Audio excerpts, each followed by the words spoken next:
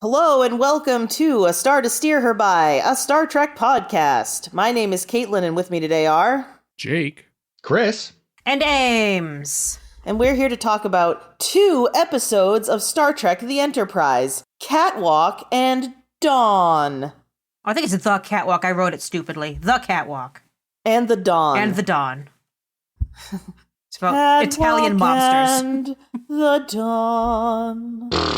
Oh man, the Dawn. Tale as old as time. Shaka when the walls fell. Much better can't episode. we be friends? Oh, also good aim. Sorry, I didn't. I was in the wrong verse. I'm sorry. Oh yes. It's one I of do those that all where the time. changes. You can ask Chris. I fuck that shit up in the car all the time. Can confirm.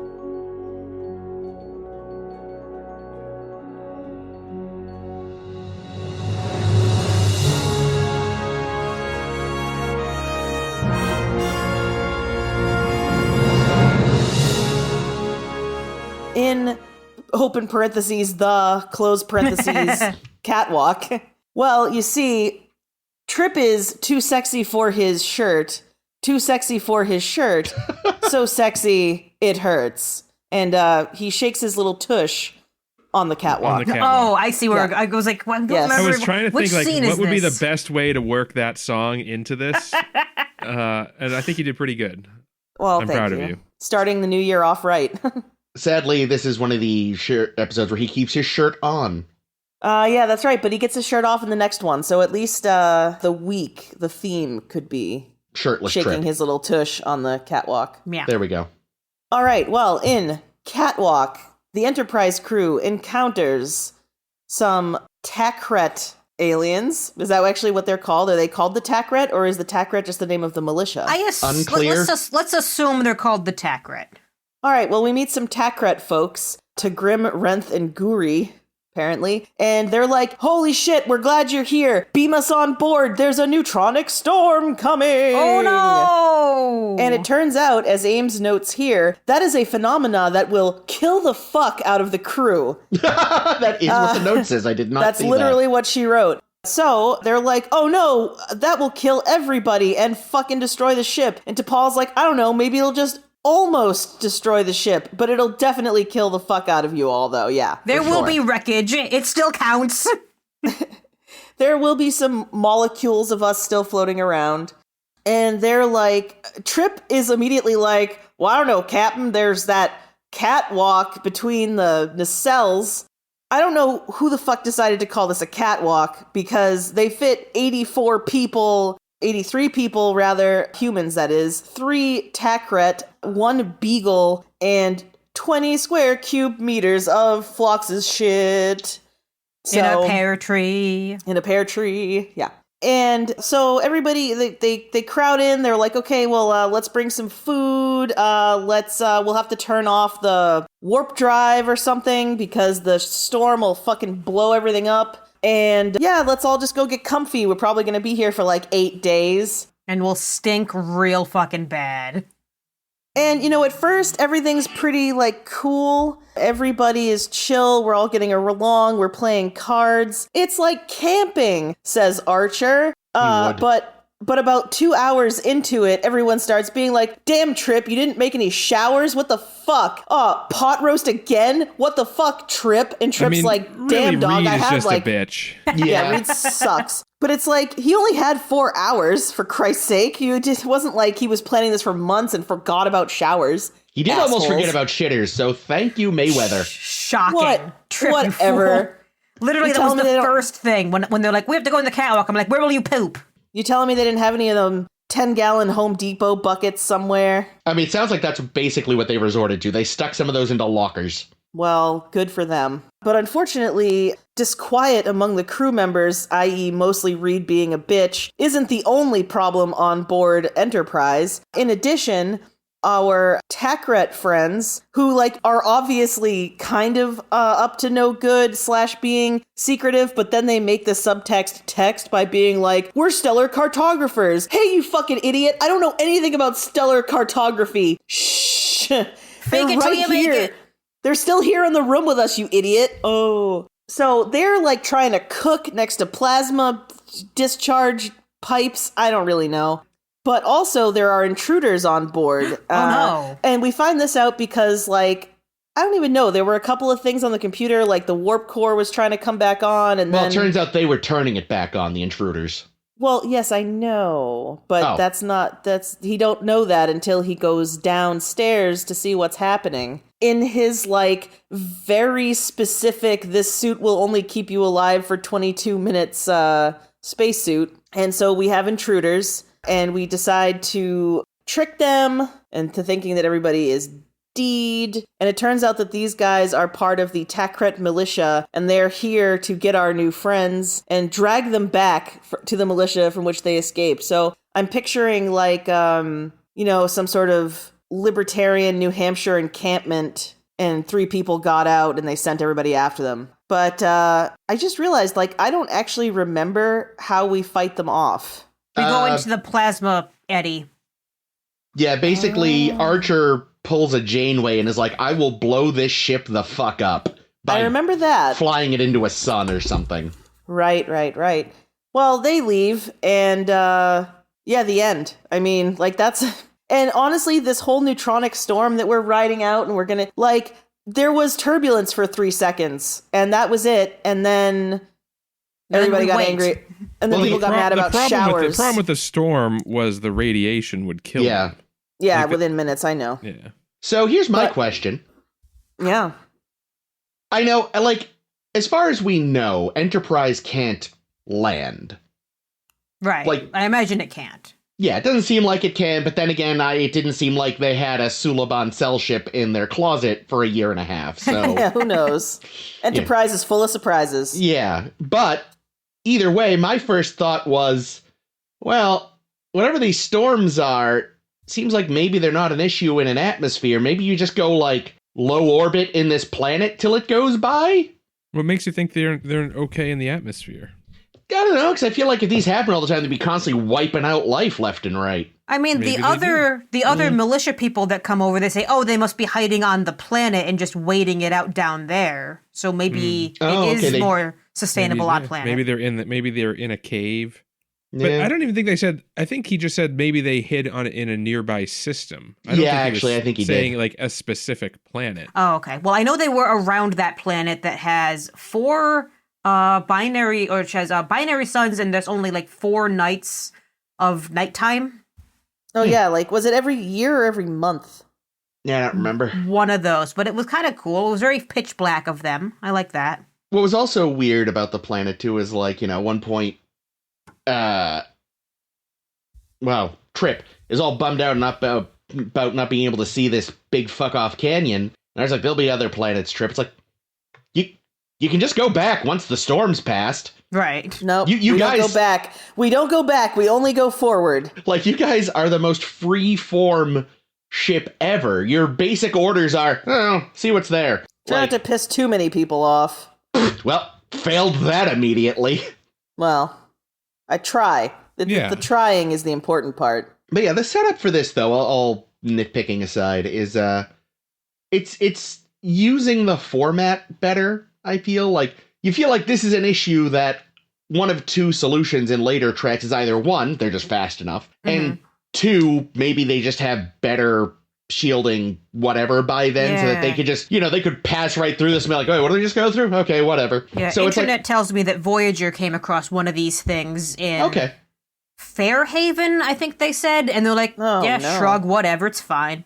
Yeah. Right, because that was when they were like, all right, everybody into the holodeck to wait out this storm, literally, right? Wasn't that episode? Was am I wrong? I'm not kidding. Oh, you're not kidding. Yes, you're wrong. Oh. Wasn't there an episode where they were like, let's all go hang out in Fairhaven? Yeah, that was just for fun. Fairhaven. Yeah, they just liked.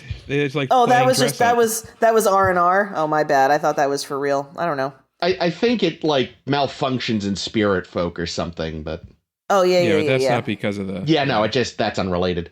But I love the look on Archer's face, where it's like, quick, let us in and then go to Warp 7, and Archer's like, oh, we can't do Warp 7. I'm the slow kid. But here's the thing. That was Jake. That storm, they could have outrun that storm at warp nothing. It was approaching so slowly. Well, to your eyes. Yeah, but what about to your sensors? If it was approaching it faster than light, you wouldn't even be able to see it anyway. You'd already be in it by the time you saw it. That's a good point. Oh, that's fair. Also, how does a storm travel at warp? Oh, that's also a good question. Because this episode required it to. Yeah, like, that sounds right. That's but I feel like every time so apparently natural things can just generate a warp field somehow. Listen, we have to accept these things because when you really, really think about it, like storms in the depths of space doesn't make a ton of sense to me. Yeah. Yeah. I mean, this reminded me a little bit like it felt like a bit of a mix between Starship Mine and One. Oh yeah, I was getting big One vibes. Yeah. Why Starship Mine, Jake? Well, because there's intruders on board and they're doing nefarious things. And there's deadly radiation. And then Archer has to go out and threaten them. Justice for Hutch. Or Hutch. I don't know what the point. Like, what? I still don't understand. Like, why did Archer talk to them? Like, what was? He seemed to be like trying to fool them that he was dying. Why that mattered, I don't know. Yeah, I didn't understand that either. I think he was probably hoping that if he could convince them that like he was the only person on the ship, that they would just go and leave them alone. Which is a stupid plan, because they're trying to steal your ship anyway. If all you've done is like, I'm it, they're like, great, that's our job easier. Yeah, that's easy, yeah. Ames, quick, the button! That was easy. Thank you. We're remote, so we can't actually use the button this time, but... Gotta get you one of those buttons. I don't need that button. Don't get me that button. I don't have... They used to I sell have them too at much Staples. fucking shit. We'll get it for Jake, and then you can borrow it from him. There you go. Yeah, Jake says he has just enough stuff, but also has room for one easy button. One button. Oh, there was a really, in addition to the... Okay, so a couple things. Guest stars. So, did anybody recognize the captain? The Takrit captain? I don't think I would have if I hadn't read about him. The guy... One of the good guys or one of the bad guys? The bad guy. The bad captain. I didn't, but I recognized, I think two of the other guys. Yeah, they were definitely in other episodes. But no, the captain I wanted to specifically mention because he was Jake Sisko's friend. The dying, screaming ginger? The dying, screaming soldier. Oh, no. Oh, fuck. Wow, no, I didn't recognize him. Jake Sisko's friend. Yeah, among other in the loosest sense. Jake was there when he died, so... Yeah, and he made fun of him while dying, and it was great. It's like, I'm dying, at least that's it for me. God, it's a good show. And I think the other important cameo, we discovered the true identity of Chef, and it's the nanny from the Muppet Babies. Yeah, this is the only physical appearance of Chef we're going to get, too. Yep. No way. Yeah, It's very funny in one of the reviews, because, one of the reviews that I've been reading, is recent. I think it might even still be ongoing right now. But the first one was coming out basically as episodes were airing. So the guy's like, oh, I'm sure this will be a running gag, and we'll see all the moments of, we could see just bits of Chef. It's like, no, guy, this is the most you're going to see of Chef. Well, I feel like the running gag is just that Chef is this big important person and we never see or get a name for them. For reasons. To amuse the writers. It's stupid, but, what they should have done at some point, say in the finale or near the finale, they should have had Ethan Phillips out of makeup as Chef. That'd be cute. I'd like that detail. I think it was an homage to Chef from South Park, who also doesn't have a name. Though he shows up in way more episodes than one. Mm. Yeah, I feel like this was a pretty straightforward episode. I like that we're reminded that Hoshi doesn't like small spaces. Mm-hmm, mm-hmm. She has the claustrophobia. I like that we're reminded that Reed is a little bitch. Yes. Oh, actually, we did get a little bit more about Reed, though. Because previously he said he just had a fear of drowning, rather. But it seems like he can also get seasick? I don't know if it was it seasickness? Didn't they say it had something to do with Well, he said gastrointestinal. Yeah, but I thought it had something to do with 0G training or. I think that's all tied together. Maybe he gets vertigo. Yeah, but it seems like there may be even more that was keeping him from being in the Navy.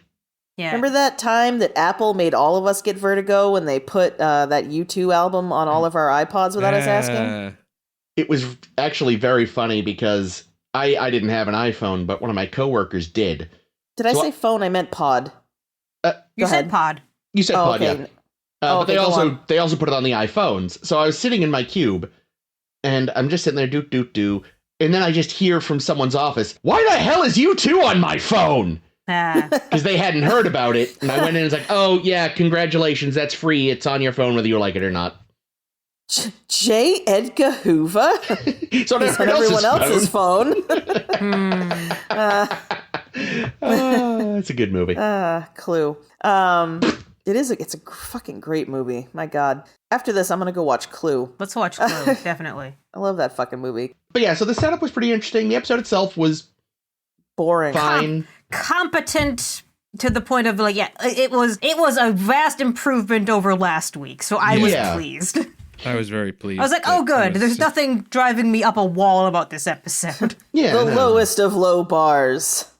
You know, again, I think like there could have been a bit more ambiguity. Like maybe Oh, we about actually, the guys being like shifty? well, not even just that, but like they're like, oh yeah, no, our militia's evil, and it's like, yeah, no, like it they just are. You know, you can just tell. You said they were a militia. I believe it. They're Wow. taking over Enterprise. They're probably pretty evil. Well, like I if don't know. Enterprise is a nice ship. well, that's the thing. Like, if it's just like you come across this nice, seemingly abandoned ship, you're like, well, fuck, I'm not letting this go to waste. So then, if like maybe then Archer pops up and maybe they play it a bit more like, oh wait, you're here. Oh shit, well let's talk. And then it could be like, all right, so who's But instead, he's just like, ha, fuck you, my ship. Can we kill more of you somehow? Yeah. So that Where's that your maybe, dog? That maybe would have helped, but these guys were just like, no, they're bad. And you're like, ooh, but these guys already lied to it. Oh no, they're telling the truth. Never mind.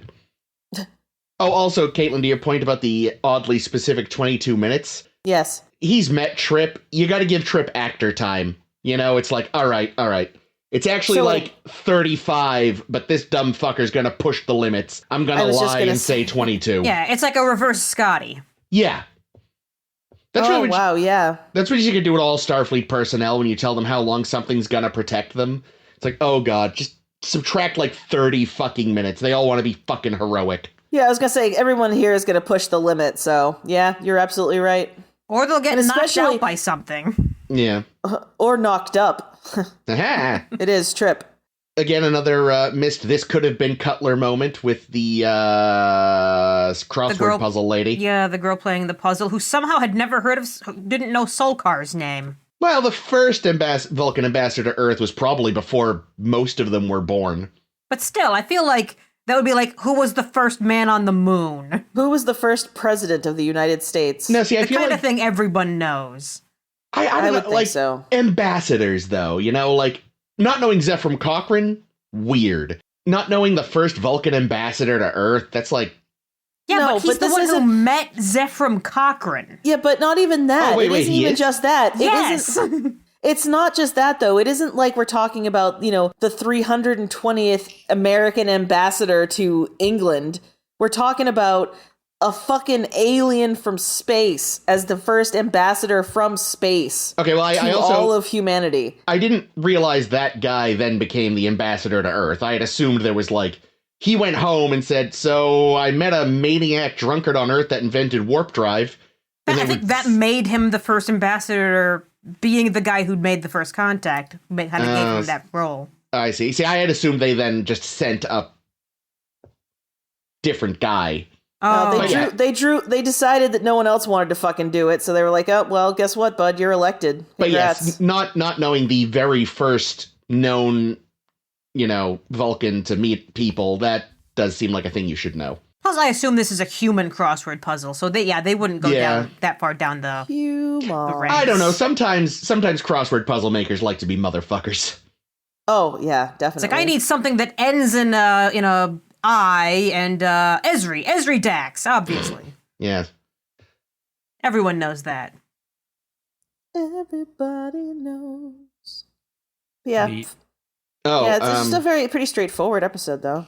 yeah. We get like T'Pol tries to go to the movies. I mean, she does, I Yeah. guess, but it's interesting that they frame it as sort of a reluctance to, like, rather than just being like, I'm uptight, I'm Vulcan, it's framed here more as like I'm bad at this and I get embarrassed. Yeah. She's like, Considering okay. this isn't new. Archer's been telling her since the first fucking episode to get to know the crew better, to talk to open up more, you should be more human to Paul. And she's like, goddamn this.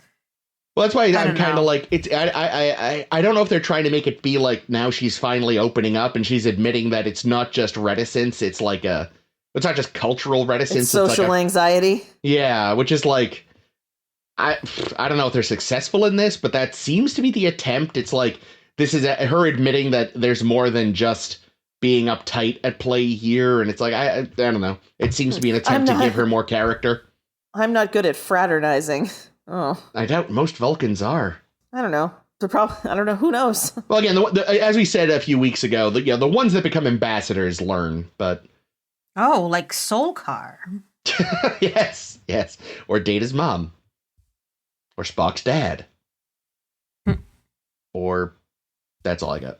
I don't know. It just seemed like another rehash of the Archer trying to get to Paul to be a thing she doesn't want to be to me. And it's like, we've seen this so many times. Oh, yeah, from him, this is yeah. very season 1. Let's just let it go. Well, it's the same from him. It's just like, so they seem to have changed up her response. But his is the same. Always the same. Always mildly racist. Everyone should be friends. Only mildly? Yeah. My favorite was when, the Takret people are behind their curtain doing whatever it is they do, and Trip is Cooking chicken's feet. whining and saying like, oh, I know we're supposed to be accepting of other cultures. Oh, except for you, Archer. You can do whatever you want. Captain. Captain. Well, that's the captain's prerogative, ma'am. I think there was a nice, little mini twist, I guess, in this episode that we were kind of led to believe that the alien visitors, the 3 guys that came aboard, 3 amigos. the Trace Amigos, Mm-hmm. that they were the going to be involved in the evil plot, Right, but like it they turns out lured that them there or something. That they were also victims. Yeah, because that would be my initial reaction. Is it like, okay, there is no storm. This is just a distraction. Only Zool. to get to take over the ship. Yeah. I also they have were to fine. notice, speaking of racism, that they made these guys decon. But they Yeah, didn't make that's right. the I meant to guys bring last that up. week Thank you. decon. And the guys last week stank more, I bet. Yeah, they don't bathe. Yes, I had actually noticed that and made a mental note of it and then completely forgot. No, thank you for making a note of it, Jake. 'Cause, yeah, we were just moaning about that. Like Reed about not having a shower. Yeah, I was very, very concerned for him because he was betting his pineapple cake in the card game. I was like, oh my goodness, Reed. And he gets special treatments for that. Well, that's the thing. We don't know that he's getting the special treatments right now because of the situation. So he's just like, yeah, fine, fucking take it. Get the temptation away from me. Oh, Take that's this interesting. pineapple cobbler. That's what he's That not or he telling knows anyone. his hand is so good. One or the other. I have to say that, like, when he was being like a super bitch, I was starting to think that like something had happened to like make them all be bitchy. It didn't occur to me that just close quarters maybe could have an effect on people's It does do that. Yeah, I know that it. is I know it. I interesting. just That but was- I at first thought that that's where this was going, and I was like, oh, but then no. not You know, so they're much. just, they're grumpy. And I, don't get me wrong, like, I get it. I'd be pissy too, probably. Oh, If yeah, I went 8 7 days of days that? without a shower and just pot roast for dinner, actually, the pot roast would probably be all right, but the not Well. showering would definitely piss me off. It's like freeze-dried pot roast, so it's pot roast in the broadest sense of the term. Dude, whatever. Listen, How Chef bad- does good work, Chris. Also, like, how bad? No, well, no. I mean, in this case, he's just nuking that shit. But, like, how many times did you go to a museum of science or whatever and be like, I really want that astronaut ice cream? I just don't think that excitement would fade after just a couple of days. I mean, here's the thing. I always thought it, but I never actually got it. And I'm willing to bet no one's if going to I- let you buy that shit. It was overpriced. Parents were like, fuck that. I'm sure if I tried it as an adult, I would realize, oh, my parents were right. This stuff sucks. Yeah, but as a kid, it's a curiosity. Oh, sure. I actually like it. I don't think it's bad. It's just like a weird melty in your mouthy texture. Fair enough. Like an Aero bar. Yeah, it's like if styrofoam became ice cream somehow.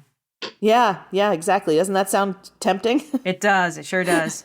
I'd like to have some. Oh, I think Mayweather actually did some good stuff this episode, and I was shocked because he's in my notes twice, which is a record. One, he Yeah, well, remembered he was doing a pooping. lot of helping. Oh, that's 3 times. Yeah, 3 times he did a good thing. He remembered to make Trip bring a toilet. Yep. He had a little bit of a moment where he's talking with, I forget who, about how he, on like one of his early like freighter gigs or some shit, they were in some kind of a rescue situation where they were without life support and this. And the look in his eyes is, that was really traumatizing, and this is also traumatizing, and oh dear God. Yeah, the writers remembered his background for once. Yeah, so that was also good for him. And then he steered us out of a plasma eddy. Yeah. Yay. The most Mayweather will ever do. And don't forget about... Oh, go ahead. Fuck. And he did it with not even his main control setup. It was like they'd rerouted it through a TI-83. Right. He'd been playing Doom on it a minute before. Nice. You can play a Doom on anything. Yep. TI-84 calculator. And don't forget how he kept everyone's spirits up with his practical jokes. And ghost stories. Cute. Oh, God. So hang on. So where exactly is this catwalk? Between the nacelles. Does it go between the two? No, I think it's along the nacelle. So there's two of them. Yeah, there's one on each so there are probably side. 40 odd people in each. Okay, because we only ever really saw one group of them then. And there was another group of people on the other side? Maybe? Presumably, unless It they all kinda crammed into one. There may Kind be of seemed like Archer and T'Pol had one half and the other 81 people had the other. there may be a connection between them, too, because of the way the nacelles have that weird joint between them on Enterprise. So that whole thing is catwalk? Or are they just all know. loaded into the one? It's possible. Because it would, like if you were going to split into two groups, you'd think that you'd put some of the senior staff On the other side, with one group. Like the other, like one nacelle has like the command crew, and the other nacelle is just fucking Animal House. I was going to say, here's the thing. On the one hand, that would make sense. On the other hand, this is Star Trek. Right. Where they love putting all the command people in the same place constantly. Yes. But yeah, I think you're right. I think the implication is they were all just in one nacelle. Which again, you think though, just if you want to give people a little more breathing room, maybe put them in. Like Phlox has to whine and whine and whine. Oh, there's not going to be enough room for all my animals. Wah, wah, wah, wah, wah. And Which then was fucking stupid. And then we see what he does, and you're like, dude, you're not using any of the vertical room. You had plenty of room for your animals. You idiot. What I do also, they established at the beginning of the episode that sickbay was shielded and safe. And in Archer's like, oh, I can't put 82 people in sickbay. I forgot about that. Why didn't he just leave the animals in sickbay if we know it was already shielded there? And why didn't Phlox just stay with them? Yeah, why did they establish that in that case, if that's just going to be a plot inconvenience? They needed Phlox there in case they had medical issues, but they could have had him there with, like, basic supplies. I do like, though, that he clearly had already decided he was leaving behind if it came to it. Because he's like, nah, whatever it is, slugs, thank you. Phlox. Is there still one of those things in Reed's leg? I think it died and got pooped out or something. Who knows? I actually had two problems with that scene. The first one was that Phlox was like, I have 15 cubic meters and I can only fit 2/3 of my creatures. So T'Pol gives him... Another 5. Yeah. Which is not enough. Well, I think it was also him and his medical equipment. Yeah, exactly. So, like, I'm assuming he needed 10 of those cubic meters for animals, and the other 5 were for his equipment that was not animals. Storage for his toenails. I was gonna say they were there for a week. Did they have to watch him trim his nasty chitiny toenails? He forced them to watch. Cutler was into it. Barf. My other issue was, what's up with T'Pol just handing out extra space willy-nilly? Did she do that for everybody? She sure did. Wow. How is this space so huge? Like, why would it be so big?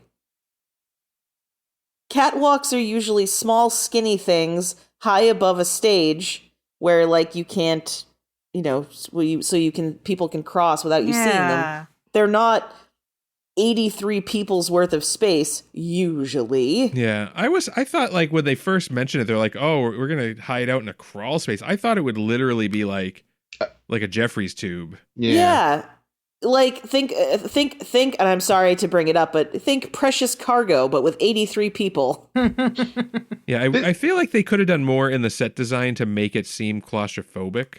I feel like I was just about to say, like, I bet this was one of those things that was one way on paper, but then the, like, folks that actually set up lights and cameras just went, this is literally impossible with our budget. We have to fit the actual filming equipment in there, along with 80-something people. Like, nowadays, 20 years later, where you can get really good film quality on, like, a fucking phone, you could maybe have a small enough camera that you could, like, maybe fudge it, and also there's more flexibility with lighting setups now, but, I mean, it's not, but that doesn't really fly for me, because they've filmed so many scenes in Jeffries tubes. They clearly know how to film in a tight that's spot. Usually, like, very limited types of shots. You got one or two actors. This, they needed, like, it might have been harder to do a crowd scene in a Jeffries tube type scenario. Yeah. Well, I think they could have gone a little bigger than a Jeffries tube, but it just felt like it felt like a set. Roomy. Yeah, no, it didn't feel it remotely like, okay, we're crammed in here. Yeah, no, like, you're definitely right. This is a space that's supposed to be, like, inaccessible whenever the engine is on. Yeah.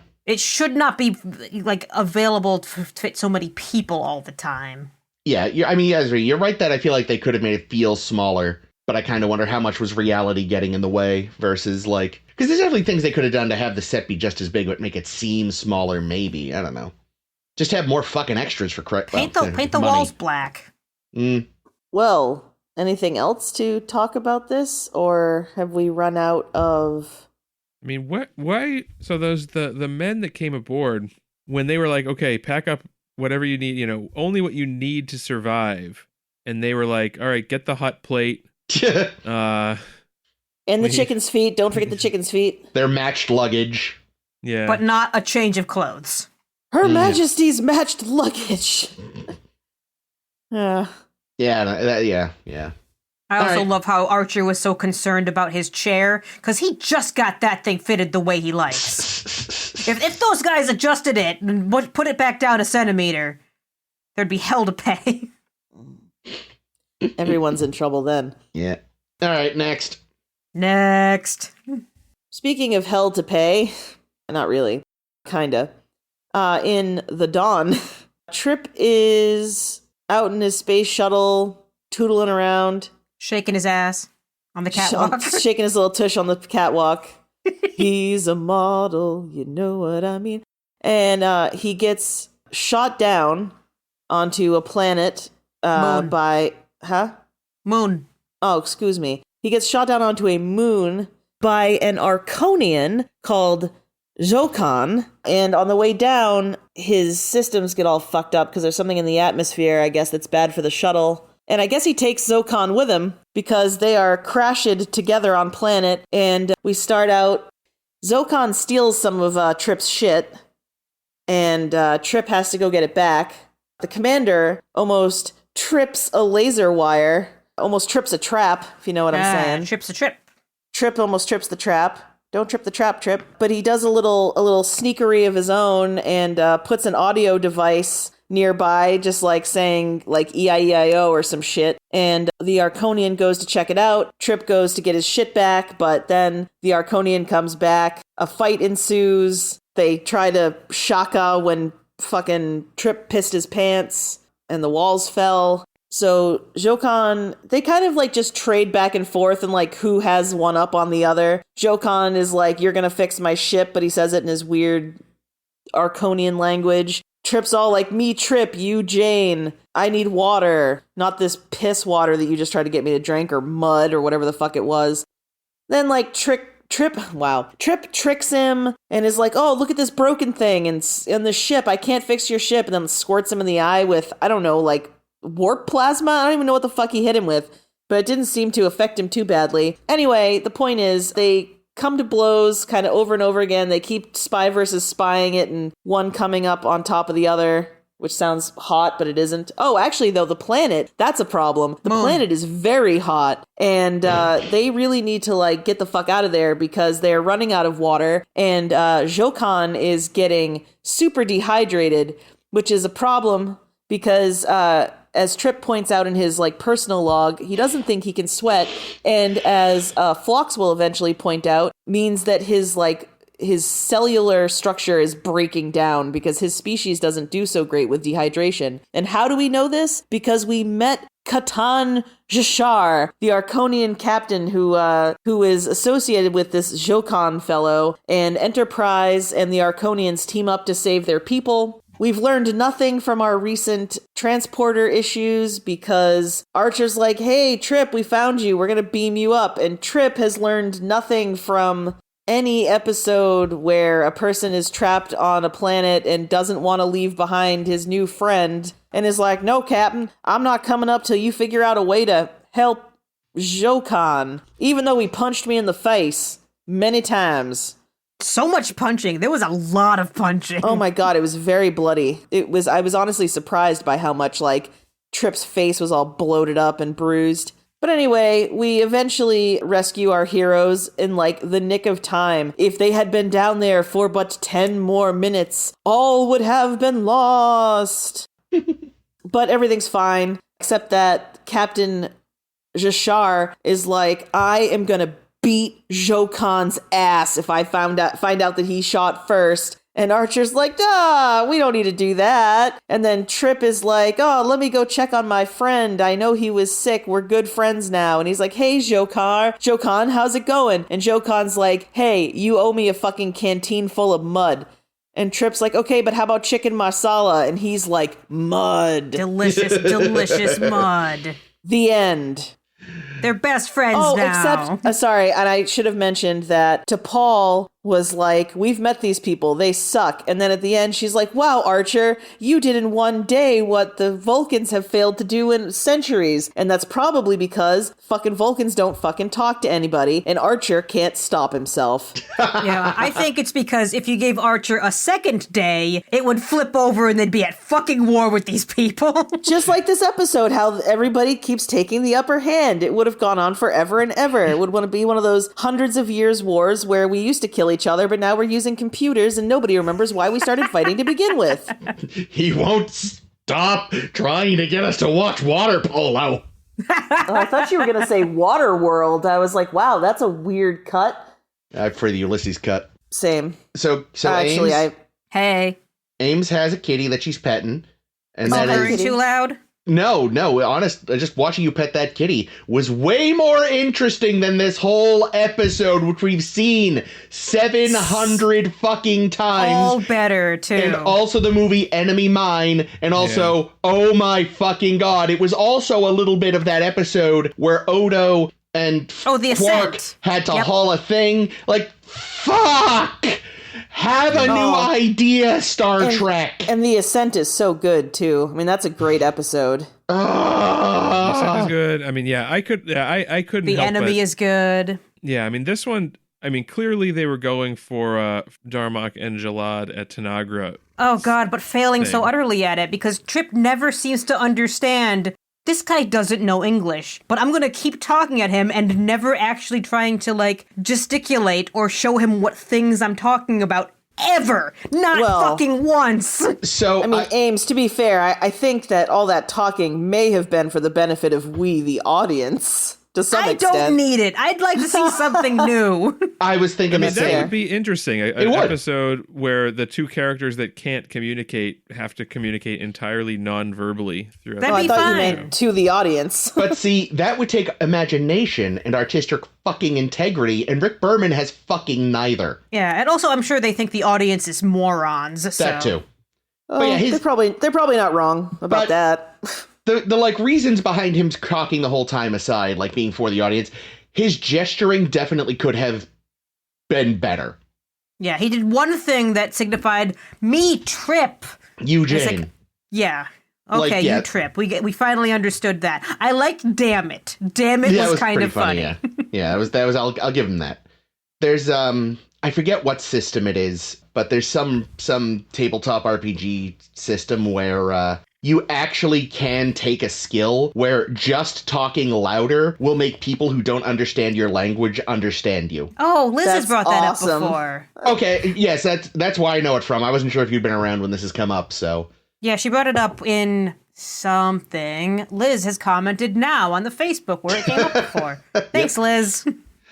But yeah, God, I was so fucking bored. It's like, I've seen this. It just made me think I still haven't seen Enemy Mine. I should watch that someday. I was thinking the same thing, but it's on my list of stuff. I think there's also like an old war movie, something in the Pacific that's the same fucking thing. Yeah.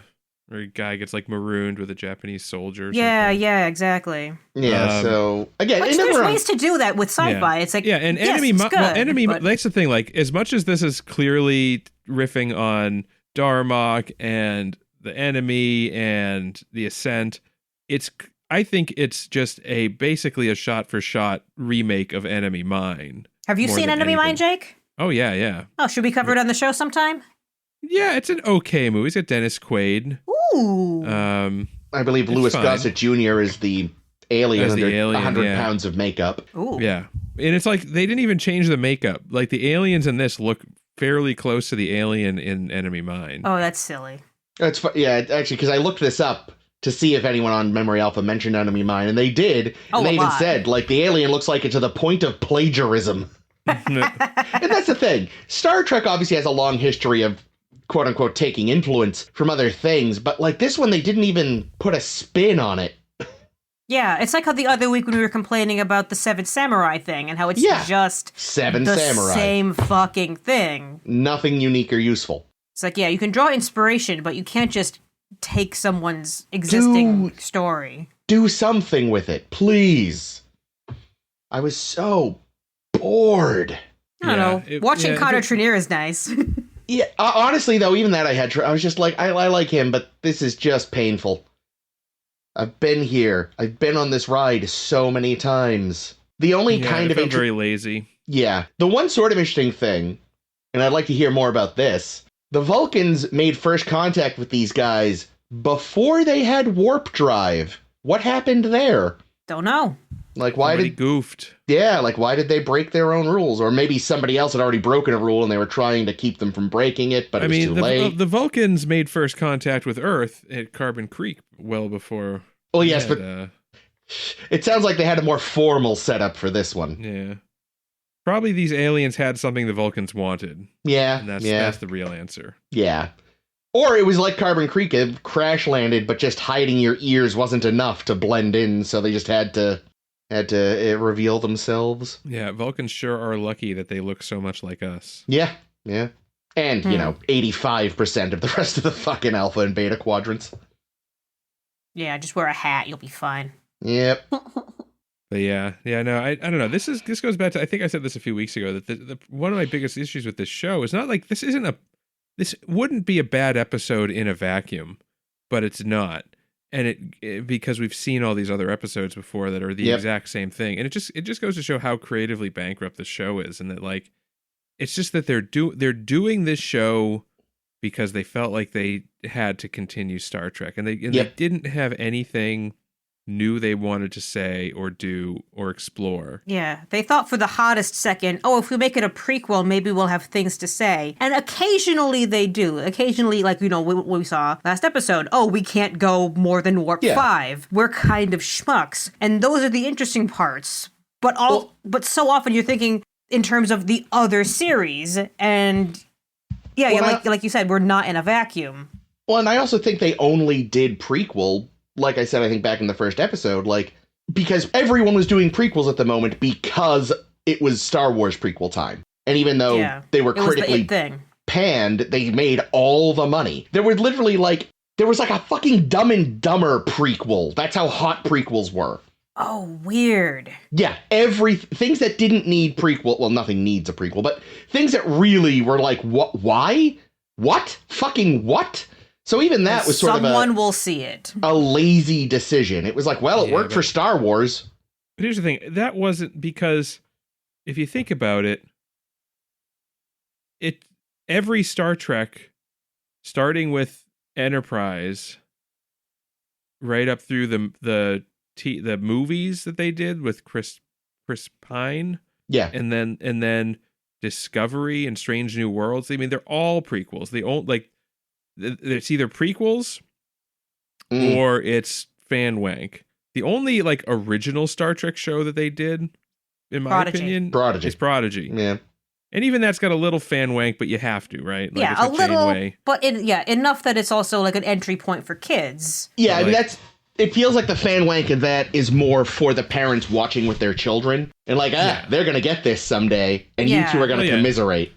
And they, and just having a legacy character like Janeway as part of it is interesting and kind of wanky, but not terrible. But like Picard, nothing but a fan wank. Lower Decks, nothing but a fan wank.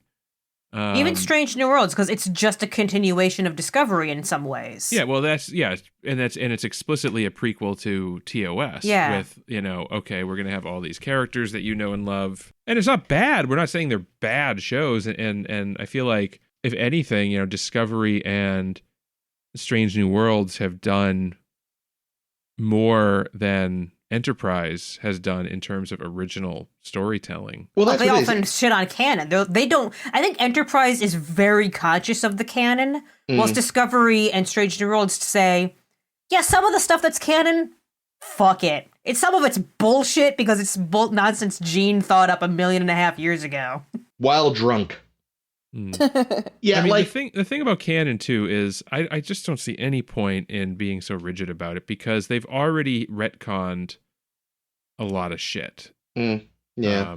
So like the places where they choose to be, oh well, we got to explain why the Klingons look the way they do. It's just like, come on, guys, just be like, just fucking retcon it. Who gives a shit? No one cares. Yeah. No. And we'll get to that soon enough. Oh God. But yeah, well, that's the thing is I feel like the newer stuff, they're at least, you can argue whether or not they're successful, but they're at least trying new things while being prequels. Whereas this, like you said, is just like, it's a prequel, but it's still just Star Trek by rote. Yeah. Well, it's because, and I think a lot of it has to do with the fact that it's basically been the same team producing Star Trek for 15 years at this point. Yeah, it's like 90% Berman, good chunk of Braga. Yeah. And I think, like, honestly, I mean, I know I do this all the time, but I fucking mean it. Like, even if you had just gotten rid of fucking Berman and put anyone else as head guy, maybe they would have been allowed to stretch their wings a little. I feel like he probably did a lot of damage. Well, I think, the most original Star Trek we got in that era was Deep Space Nine. Yeah. And we got that largely because Berman was far less involved with that show. Like, yeah, because they were busy on TNG and let the DS9 do what Voyager, they wanted. Like Berman was just like, okay, go and do it. Just make the show. And, I'll send you notes from time to time. But he kind of gave them freedom to do experimental shit. And they got a really interesting show with a lot of interesting concepts and characters and episodes that we hadn't seen before. Yeah. And then, you get Voyager, which, is good, but at the same time, one of the biggest complaints that we've all had about it is it's basically just more of the same TNG style. Yeah, change the characters, it's the same show. Yeah. It's and even people who worked on it admitted, like, we wanted to really use the format more, but kept getting shot down because Rick Berman's a fucking coward. And you get to Enterprise now, and they're just literally at this point just recycling stories that they've used not even that long prior. Yeah, I find it wild as well that in Enterprise, I think I mentioned this last week with Precious Cargo, which was one of our first non-Berman, non-Braga episodes. That Berman and Braga have written, I want to say, I think the math works out to 70% of the episodes so far. Jesus. That one of them is one of the major writing credits, and it's like, do you not have a team? Why are you guys doing all of it yourselves? You're not that good at it. I mean, Braga has some good credits, right? Like he's written some good episodes, and Berman too. Like, they're not terrible writers. Yeah, but you want outside opinions. They're just terrible as well. people. Well, Berman certainly is a controversial figure, but I don't know about Braga. Yeah, I don't know No, anything about Braga. I didn't really mean Braga, but He dated Jerry Ryan, so he can't be that bad. yeah, but he dated her while he was like kind of her boss, which Yeah. is a little gross. So I guess it kind of depends on. I mean, whatever. I don't blame her. You know, I just it's questionable. That's all I'm saying. But yes, I think this does just go to the point I've been making the past few weeks. I think I only liked this as much as I did on my first watch because it had been so long since I'd seen other Star Trek. So it's like, oh wait, I've seen this done better months ago. And again, I mean, there are elements, I like the uniform, I like the ship, that like those feel like prequel-y things done right. The props make me want to fucking die. I know they're all bad. It's gonna be really interesting, I think, season 3, because I don't want to spoil too much about it, but season 3 does break out of the pattern of recycling plots. Like, from my recollection, season 3 is actually pretty damn original for Star Trek, and it takes it in a very controversial direction that I think a lot of people don't like, but I'm curious how I'll feel about it. Yeah. Again. I am too, because I remember coming out of it deeply annoyed in some ways, so... Yeah. But like part of me feels like I'm just going to be like relieved that it's like, oh, some original plot lines. Yeah, at least they're trying something. There will be that. Well, and also, like, it seems to me that a lot of people feel that Deep Space Nine was super controversial with all the religion shit, and I think it was the best of the Star Treks. So I don't think that's going to happen with this show, but I am curious to see what happens. Yeah. Well, it also happens every single series that comes out is whatever the most recent one is, it's the most hated one. Yeah. It's very funny. Now I was reading someone's review saying like, when Enterprise came out, people fucking loathed it. It didn't get far. It's canceled after 4 seasons, and unlike the other ones, which at least get to run their course. Mm-hmm. And now people today are saying, man, remember when Star Trek used to be good in the 1990s through 2005 time? And it's like, oh, you're counting Enterprise as good now. Fascinating. That's fascinating, yeah. You pine for this kind of amateurish, not great show. I mean, well, see, I feel like maybe some of these people are just there because, like, hey, at least the captain is a cishet white dude. That's part of it. He's familiar. Everything that's familiar is good, and everything that's new is scary and wrong. Yeah. I love that even those same people are mad at Strange New Worlds because, like, yeah, they got Pike, but it's not exactly 60s Pike. It's Pike with, like, emotions and not hating women, so they're mad. Yeah, and an almost entirely female bridge crew. Yeah, which is amazing. Just an extra little needling. It's wonderful. Back to this episode. I found it funny considering a moment ago I was giving Mayweather credit for doing shit. That the very first thing they do in this episode is just shit all over Mayweather. I thought that when you said that last episode, yeah. It's like, oh man, as soon as this autopilot, works properly, we won't need Travis anymore, and we can just shoot him out an airlock. Poor Travis. Trip, that's not nice. But also, like, just because you have a decent automated system, you still want somebody looking at it. I'm sure 95% of your job is done by the fucking computer, Trip. Let's see you hand mix that matter and antimatter. I thought not. Also, again, I like we said last episode, Star Trek's history of just stuff that doesn't make sense in, like, a real-world setting. Why weren't there 2 people on this shuttle pod? I wondered that, too. It wouldn't have prevented the crash, but, like, you should never send someone alone anywhere. And he's out there, and he says what they're doing is for this autopilot thing is he's creating some kind of a trip through 62 moons, which sounds fun. But also, they have no idea where in the system he evidently is when he goes off radar or what have you. And it's like, okay, so he plotted this course through the moons and never told you guys? Bad Trip. But also, you're trying to design something that theoretically is going to help the pilots, or at least something they would work with. You think maybe it would have been Trip and, I don't know, Mayweather the pilot? Nope, he gets nothing. He had 3 things he did last episode. We're already at season maximum for Mayweather. Yeah, no, he never has a line again. till season 3. They've used up their Mayweather credits. Sad face. Their Mayweather credits. Oh, I'll also say I liked the little trick that Trip pulls on Jocan when he leaves his log, like, blasting nonsense somewhere. Yeah. And my first thought was, that was the kind of tomfoolery we needed in Aqua-fucking-zition with the Ferengi instead of doing absolutely nothing. Like, we didn't even try to trick them, but we tricked this guy. Yep. Yeah. You know what else annoyed me? I feel like Trip's "I think I might be dying" speech felt like it was trying to evoke Roy Batty's speech at the end of Blade Runner, and boy, did it not succeed. Oh, it absolutely was. I've seen that reference a bunch of places. Okay, so I'm not the only one that thought Blade Runner. Oh, it's a great fucking movie. One day we'll cover it for the show. It's weird. I'll talk about it. You're gonna make me watch Blade Runner, but you won't let me watch Batman. This is bullshit. I mean, I'm stopping you from watching Batman for the show. Oh. Yeah, but Blade Runner is fucking great.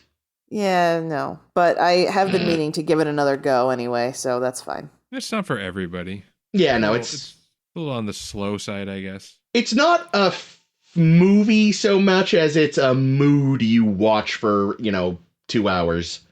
It's more a moody than a movie. That's good. Well, you were almost there. I thought you were going for it, so. Oh, although, Caitlin, you had your little moment when you were watching the speech. When I was watching the speech? Oh my god. Yeah, he's... First of all, this is the most of the previous episodes that this show has ever paid attention to. But while he was going over all the shit he was doing, I was like, heck, I even got pregnant. And then 2 seconds later, he was like, and there was that time I got pregnant. And I was like, oh my goodness. Can't Wonderful. let that one get forgotten. That's like the most, when you think about it, that's kind of the most remarkable thing in a way. It's also just revealing it's almost like they realized, wow, we kind of just made it the Trip show in season 1. It still kind of is. Last week he did the precious cargo thing. Yeah, it's true. Spent the night with a princess. Gross. Yeah, that's He's true. He's the busiest boy. They're both beautiful people. I'm sure watching them make love would have been great. It's just that watching her act is terrible. Stuff that mouth with something. Wow. A finger, a dick, her own panties, a gag. Anything you'd like, just get it out. Don't let her speak. It's always surprising when Ames goes blue. I love when Ames goes blue. It's my favorite. It makes me think that I've spoiled her in some way. It's more surgical than the rest of us. Speaking of stuffing our mouth with something, so they say they can't transport the Arconian up because this, that, and the other thing. Endocrine system. But they never bother transporting anything down, like, say, water. Yeah, or that's a good that point. Mud he likes, or like a refrigeration unit they can hide in. A fucking good idea. Just an oscillating fan. Yeah. Directions to the other side of the mountain, which is in shade, you idiots. I didn't think of that. Good point. The whole time, like, the sun is glaring on them. I'm like, go find shade. You guys are real dumb. Sunglasses. Some sort of silvery tent that reflects light. Yeah. Something to give them a couple minutes while you figure this out. Maybe even just an ice cream cone. I assume. Or even get the guy hydrated enough that he can use the transporter. Yeah. So I know nothing about existing outdoors because it scares me. Are there like special tents for like camping in extreme hot environments? That must be a real thing, right? Oh, probably. I'm sure, but not 200 degrees C or whatever. Oh yeah, no. I mean it was sort of a tangential thought because I said that as kind of a joke, but then I was like, hey, those might be real actually. Yeah, I think there are certainly like. I imagine you bring an air conditioning unit of some kind. Yeah, but I figured to help, like I'm sure they could make the surface of the tent out of something that like reflects light as opposed to absorbing it. Like or you dig a hole. Go in a cave. Yeah, actually, caves usually have a very static temperature. True. Here's a cute anecdote since we're filling this episode with nonsense. Out in, I want to say East Granby, Connecticut, there's an old prison that's just a series of caves underground. Jesus. It's actually very cool. Wow. You can go and tour them because it's no longer in use, obviously, because that's fucking horrifying. But you can go down as you go down in the cave, it's a constant, I want to say like 60 something degrees in there year round. And they said basically like it's a great place to keep prisoners because you don't have to worry about acclimating to certain like high or low temperatures. So you put them in the mine, you have them do some mining for you, and they live there. Perfect.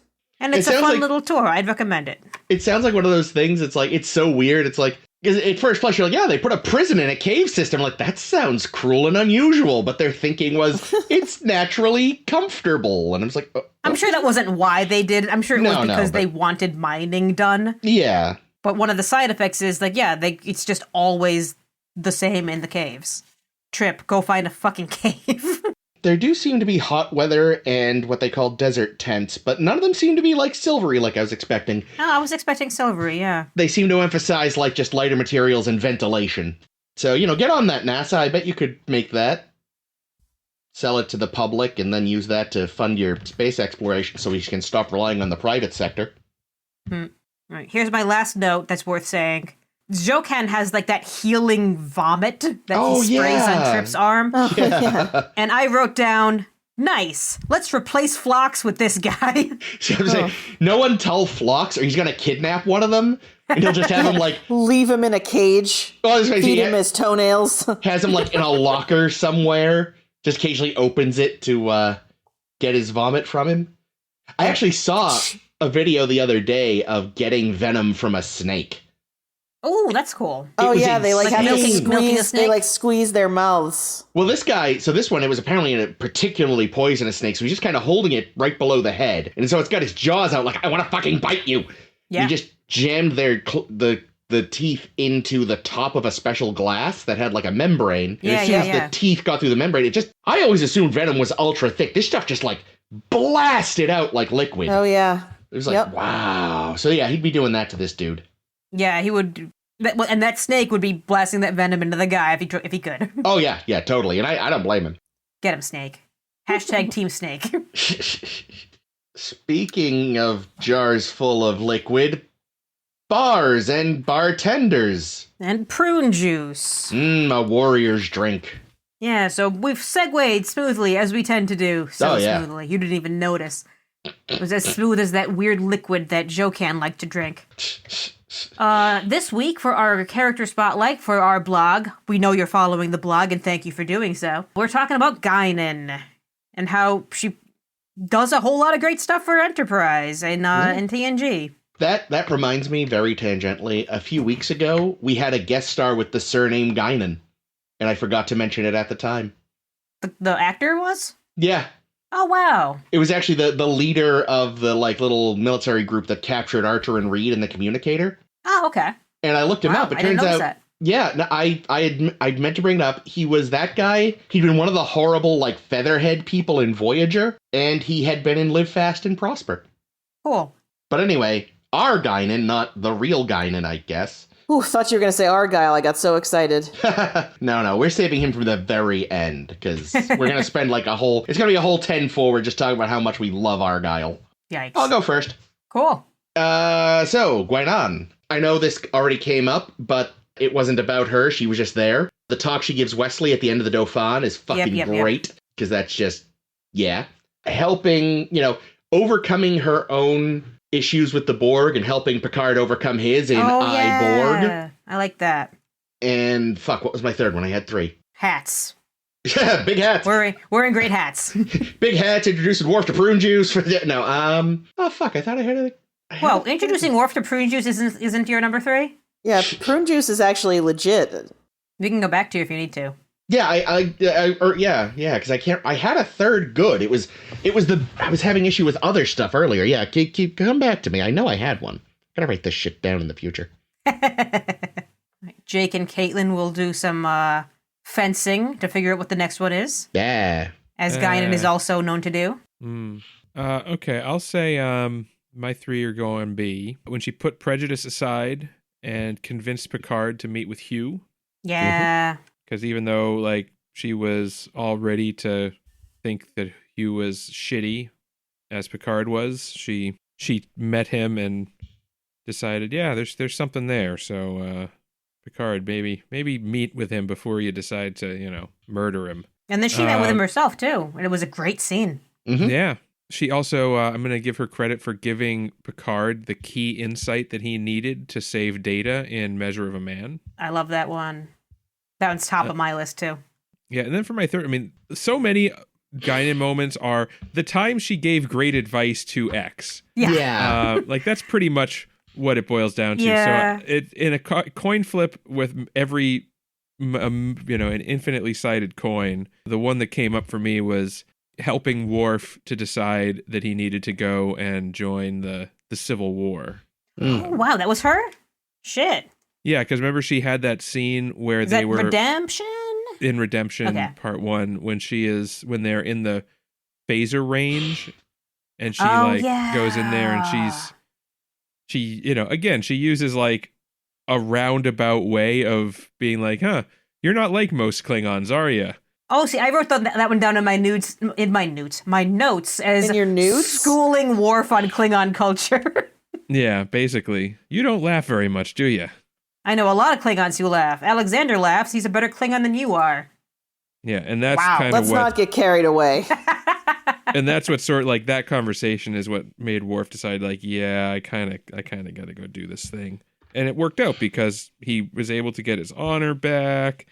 Plus he was able to uncover the Duras bullshit, and which eventually led to uncovering the Romulan bullshit. So much bullshit. Nice. Guinan really kind of saved the Alpha Quadrant in a roundabout way by having that conversation with Worf. Yeah. You reminded me of what my third one was. I also had to pick a good advice moment. And mine was getting Bev off her ass in Suspicions. Oh, interesting. Yeah, that's a good one. By pretending to play tennis. Yes. Nice. How about you, Caitlin? Well, my enthusiastic, yeah, I can do this, has fallen a little short. I mean, I definitely want to say the conversation that she has with Wesley about love. Yeah, I love that moment. What is love? Baby, don't hurt me. I would say prune juice actually is a great moment. I like that moment. It is. And I just had it. Why did my brain just shut off? Doesn't she like set Geordi straight a little bit? Yes. Oh my Yeah, God, that's in with- Galaxy's with- Child. With Chrissy and like you shouldn't try so hard with women because it doesn't work. Yeah. No, I'm You're really thinking of the bad one with the girls. Yeah, I'm thinking of the one in Galaxy's Child, not with Chrissy, but with goddamn name. Leah Brahms. Brahms. When he's whining and whining as Geordi wants to do, and Yeah, Guinan says, "Yeah, it's a shame she didn't turn out to be the woman that you thought she was based on your fucking hologram." Yeah, that's the one I was actually thinking about. But she's like you said, Guinan giving good advice is kind of Guinan's thing. But it was nice to have somebody put fucking Geordi in his place because yuck. Can I point something out since you mentioned the prune juice scene? Yes. And I mentioned the phaser practice scene. In the phaser practice scene, she says, "I have a bet that I could make you laugh," or something, right? Is that what she says? That she has the bet. Anyway, she says, I never seen you laugh." If I recall, he lets out a huge belly laugh in the prune juice scene, Wow. which is before the phaser scene, because the prune juice scene happens in yesterday's Enterprise and Sela appears in Redemption. So shit. there you Maybe- go. Well, maybe a that didn't Guinan count. always wins her bets. Guinan made a bet that she had already won. Some That's- writer that's- forgot that happened already. That's honestly the best way to win a bet, Jake. I don't Quick. see the problem. Quick, Jake, give us your nerd voice canon scream. Oh, Thank that's a lot Oh, of my canon there. ears, dear God. Little too much canon. I've also got some moments, yeah, because good God, you're right in that. And anytime the show kind of needs one of the main actors to like get out of an ethical to get something out of an ethical debate. Guinan's the one giving the advice. Mm-hmm. It's a little repetitive. It's a little cliche, but you know what? She's so good at it. So the first one that I'm going to mention is when she gives Riker a little pep talk in The Best of Both Worlds, when it's like, yeah, Picard, I've written him off already. You should too. And Riker's like, all right, I can captain this thing. It's my ship now, bitches. Geordi, Red alert! Geordi, paint those flames on the saucer. Makes it go Pretty. faster. Speaking of yesterday's Enterprise, I'll also give her some points for figuring out the whole weird time shenanigan thing that was happening. Because that's pretty cool of her. I like that. It makes her kind of this cool mystical thing. I need one more. What one do I want? Here's an easy one, an easy dig, because she also shows up Troy like whoa in The Lost by being a better counselor than Troy ever fucking could. I do have an honorable mention. Okay. It's fun, but I feel like it doesn't actually top any of my real ones. The time everyone is sleep deprived and she quells a riot by just shooting a phaser into the air. Like a badass. Hold on to that, because I'm going to get back to that one. Oh. My honorable mention is when she flirted with Riker in the Dauphin, and we all shipped it so fucking hard. Oh, yeah, that would have been awesome. I would have gone for that. Well, I'm going to flip that on its head. Because while that moment is very, very good, and they should have. At the same time, I feel like this is one of those rare moments where she missed her chance to give advice. Because on the one hand, the speech she gives Wesley at the end is, like, beautiful. But I feel like at that point, when, like, Riker's trying to teach him to help flirt, she should have been like, what the fuck are you doing, Will? The girl's a princess. This can only end in tears. Stop it. For that matter, I know you've been giving everyone like a guff whenever they say "shut up, Wesley." Mm-hmm. She does say "shut up, kid." Oh yeah, but see that's a little different. She's trying to get her Mac on, and he is interrupting. That might be the one I allow. I kid.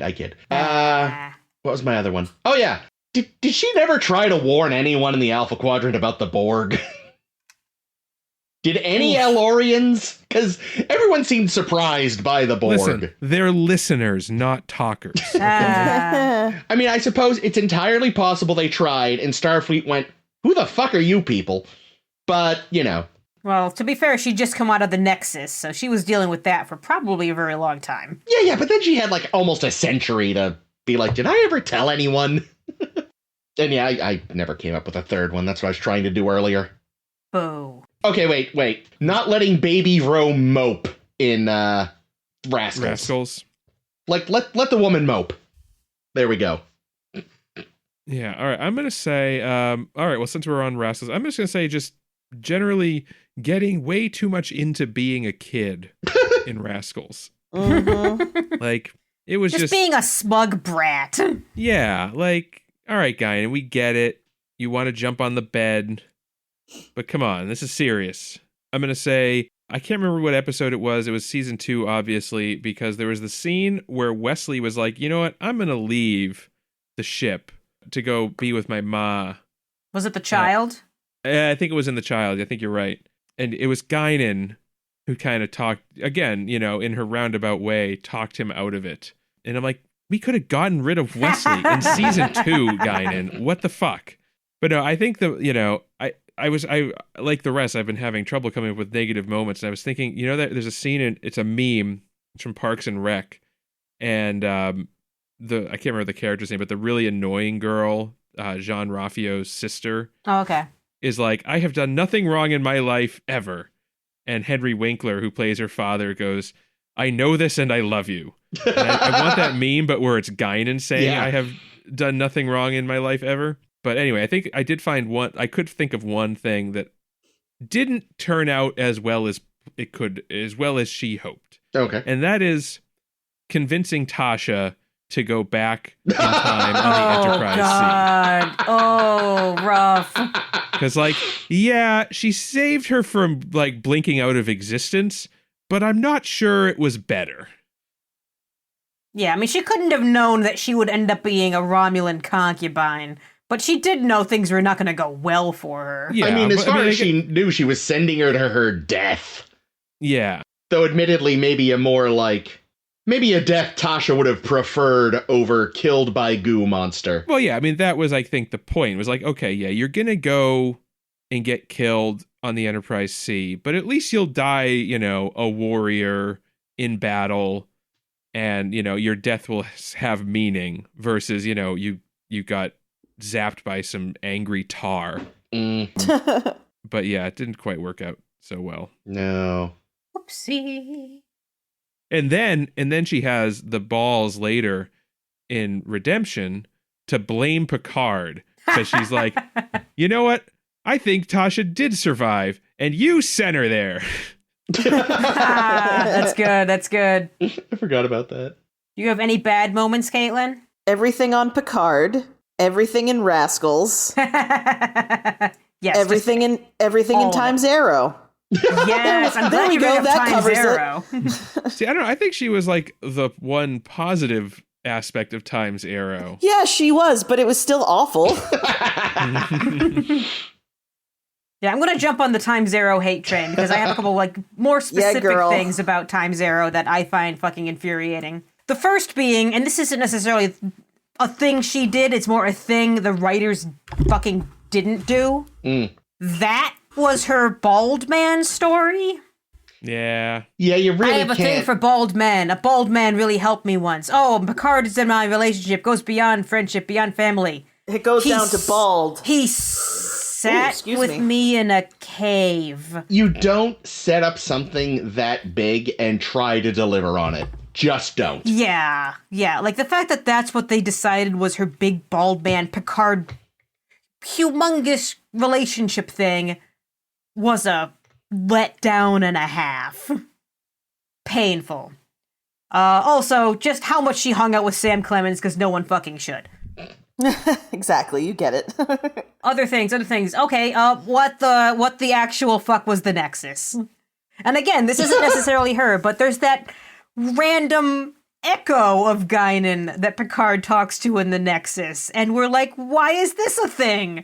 This is just a thing because we always need Guinan to be the one who tells Picard what the right thing to do is, and they just can't stop doing it. Well, so here's the thing, though. Tell me the thing. So that version of Guinan was Guinan's memory of herself. Well, is Guinan from Guinan that's trapped from the Nexus that was later rescued from the Lacool. Yeah. Okay. So she knows Picard from Times Arrow. But that's not actual Guinan in there. Debatable, right? She says it's unclear. It's stupid. It's a very stupid it is plot. Stupid. And they should have point. just been like, she knows him from Times Arrow, and that's why. Yeah, I don't know. It doesn't make sense because she's an echo, but Kirk is a real man. Who knows? Time has no meaning. Dumb, real fucking like she dumb. could have just as well had said, "I can't leave with you because I need to leave the way I originally left on the Enterprise B or whatever." But they didn't. Instead, they tried to write it away as this is just some reflection of how I used to be here, and I'm not me, and you're. But I still have all the memories that the normal me has in your time. I hate the Nexus so fucking much. It's a bad movie. I'm gonna mention it in the Guinan post so that I can shit on it some more. There you go. Last thing I don't really care for from Guinan, just because I find it mean and unnecessary, is stabbing human Q with a fork. Oh, I forgot about that. Just seemed mean. Well, somebody had to put the fear of God in Q. And she just mocks him that whole episode long. It's like, lady, come on. Yeah, but maybe it's like when you're dealing with Klingons. Maybe that's the best way to deal with the Q, is to give them a touch of their own, you know? I feel like that just, again, like that's the writers squandered an opportunity to give us the backstory of Picard and Guinan, and they just never took the opportunity to give us the backstory between Guinan and the Q. Yeah. How badly would they have chuffed it, though? Oh, that's yeah, well, true. that's the thing. I'm kind of glad they didn't. Yeah, because there are so many times, like we just said with something we just said and I've already lost it. Oh, her bald man story. Yeah. How they fucking whiffed hard. They would have whiffed hard on the Q thing too, but it also means that anytime they do talk with each other, you're wondering, and anytime that it seems inconsistent, woof. Anyway, I have one more thing I wanted to say about Guinan. Hit us with it. So, Chris mentioned a moment ago trying to quell a near riot in Night Terrors. And I remember just finding that scene went fucking nowhere. I mean, I remember the scene. I just remember she shot a gun, and that was fun. I don't know. I'm gonna say fucking no, because I didn't like it. Yeah, that's why it wasn't a main one, so... Well, also, I needed more things for the bad list, so... It makes it, because god damn it. All right, well, that wraps this one up. Let's watch Trip walk away. Hate to see him go. Or whatever. Love to watch him leave. Yeah, there we go. Fuck it. Whatever. More effort than Dawn deserves. No, it's both. It's hate to see you go, love to watch you leave. So you were right. Yeah. So, join us next week where we'll be watching Stigma and Ceasefire. And in a bit of a twist on our character recaps, spotlights, we are going to be putting Rolaren and Tasha Yar head to head. So who's going to have more good moments and who's going to have more bad moments? Ding, ding. Round 1 begins next week. Round 1, fight! Yes. So to find out about that, be sure to follow us on the social medias, Facebook and Tumblr, sshbpodcast.com. Follow us on your favorite podcasty appy, and if it has ratings, give us a rating. Until then, this has been Chris. This has been Ames. This has been Caitlin. As always, Jake. Right, we gotta get out of here because the sun is rising! Oh, it's warm.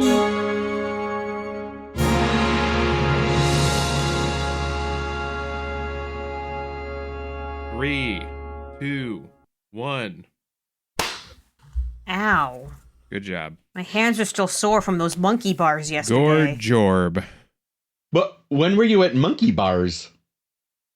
Jake and I went for a hike yesterday, and in like the parking lot of the Fells by the hockey rink, there's one of those like, outdoor gym things. And we climbed up the rope cage. And then Jake just did the monkey bars. So I was like, I want to do monkey bars. Monkey bars fucking hurt though. Were there children there? Because I imagine there were. When we first got there were no kids around. I picture them arriving, trying to get on the stuff. You just give them the stink eye and they back away. The stink eye, more like she fucking punched them all and threw them off the monkey bars. Yeah, well, I mostly see this place frequented by, like, burly, shirtless men. So, like, yesterday it's like, oh, there's no one around. Quick, we gotta have to climb the rope thing. It looks so fun. It is. I don't know what a rope cage is. Like a cargo net? Yeah, it's like a perfectly taut cargo net that just goes straight up but has, like, a curve to it. Oh, interesting. I love that there is a 50-50 chance that you'll get to a park and will either be children or bodybuilders. Yes. There's actually, in Disco Elysium, there's this deeply annoying child who, if you do the right checks, which I never managed, you can slug him. Yes! But That's a shut up, Wesley. Have I ever heard one?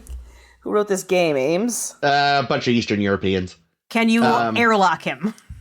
Sadly, no, it's on Earth. Dang. But I did the next best thing, which was kind of mucked up his friendship with his annoying, also child friend. Nice. It's like, all right, friend. It's like, I've actually done longer lasting damage. Victory for Chris. Speaking of doing long lasting damage, let's talk about these episodes, because I have a hockey game to watch later. Yeah, let's do this quick. I'm exhausted.